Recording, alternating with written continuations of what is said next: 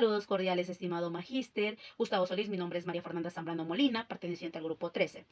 Con relación a la presentación del trabajo, nos hemos enfocado en trabajar en la unidad 2 con un tema como lo es la historia y evolución del movimiento feminista. Nuestro objetivo es poder conocer cómo ha sido el recorrido de esta lucha, del movimiento, de los primeros orígenes hasta las voces más propias de América Latina y el feminismo del sur. También para poder entender cómo ha cambiado la forma de pensar de la igualdad y que hoy en día existe más de un tipo de feminismo, que son más que de tener en cuenta que hay varios tipos de feminismos. Este es el camino que une esta lucha del movimiento. A continuación, mi siguiente compañera. Hola, estimado magíster, compañeras, mi nombre es Alexandra Huerta y a continuación voy a explicar los primeros antecedentes del movimiento feminista y cómo se fue desarrollando a lo largo de la historia.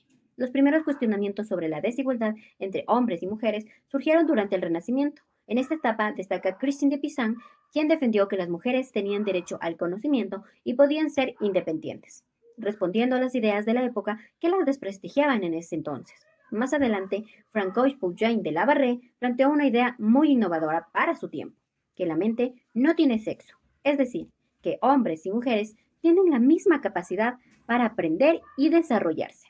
Posteriormente, durante la Revolución Francesa, se proclamó la Declaración de los Derechos del Hombre, pero las mujeres quedaron excluidas de estos derechos. Como respuesta, Olympia de Gouges escribió la Declaración de los Derechos de la Mujer y de la Ciudadana, reclamando igualdad. De igual manera, Mary Wollstonecraft publicó Vindicación de los Derechos de la Mujer, una obra en la que defendía el acceso de las mujeres a la educación, a la igualdad de oportunidades. Finalmente, entre el siglo XIX y principios del siglo XX, surgió una lucha organizada por los derechos de las mujeres. Un hecho fundamental fue la Declaración de Seneca Falls, realizada en 1848, donde se reclamó el derecho al voto, a la propiedad y a la educación.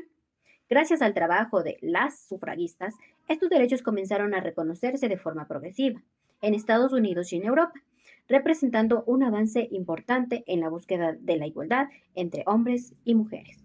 Muchas gracias por su atención.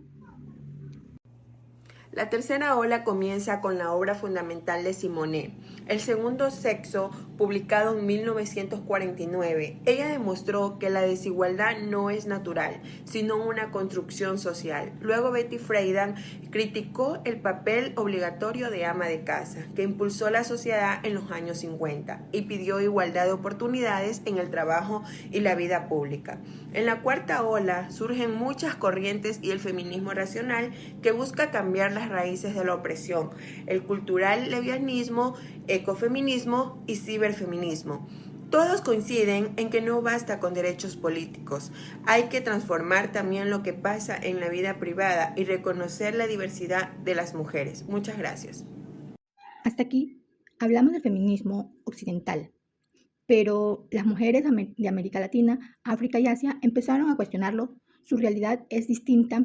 Mientras unos pedían acceso al trabajo, nosotros siempre hemos trabajado, pero bajo condiciones de pobreza, racismo y herencia del colonialismo. Surge así la mirada descolonial. No basta con igualdad entre hombres y mujeres. Hay que eliminar también la desigualdad entre países, clases y grupos étnicos.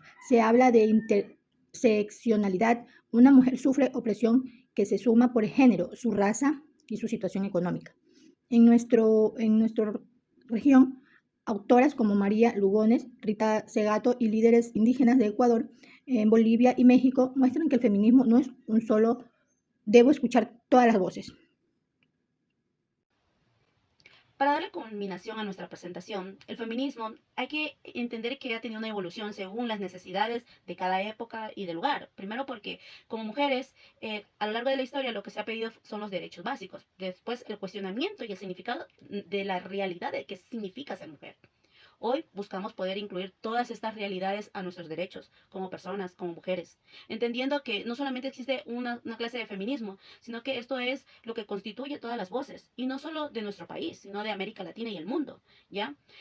Por otra parte, también entendemos que hemos hecho grandes avances de muchas maneras, pero todavía hay mucho que hacer. Este camino es significativo ya que tiene largo camino que recorrer en igualdad complementaria.